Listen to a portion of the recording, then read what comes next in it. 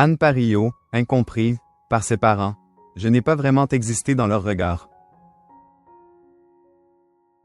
Ce samedi 24 mai, Anne Parillot sera la grande invitée de Bernard Montiel dans l'émission 1 heure avec, sur RFM.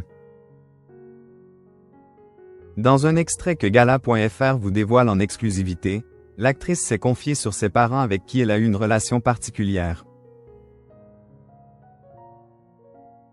Ce samedi 24 mai, Anne Parillot sera à l'honneur dans l'émission 1 heure avec, animée par Bernard Montiel sur RFM.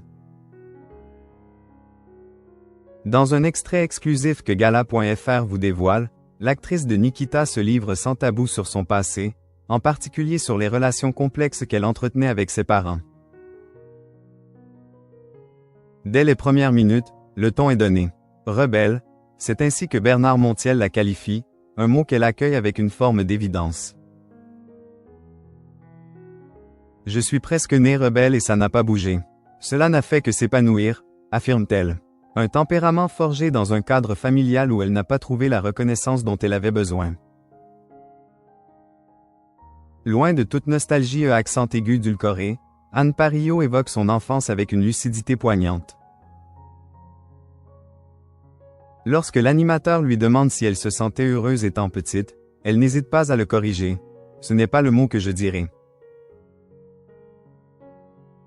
L'idée du bonheur est très complexe. Elle confie surtout avoir grandi dans un sentiment de profonde incompréhension. Être totalement incomprise, totalement pas reconnue et la sensation de ne pas être aimée, lance-t-elle, avant d'ajouter. Dans des manières différentes, je n'ai pas vraiment existé à leur regard. Ce manque de reconnaissance a façonné non seulement sa personnalité, une distance émotionnelle avec ses parents qui semble avoir nourri sa force intérieure. Anne Parillot, une indépendance forgée dans la solitude. Au fil de l'entretien, Bernard Montiel souligne la grande liberté d'Anne Parillot, son indépendance presque farouche.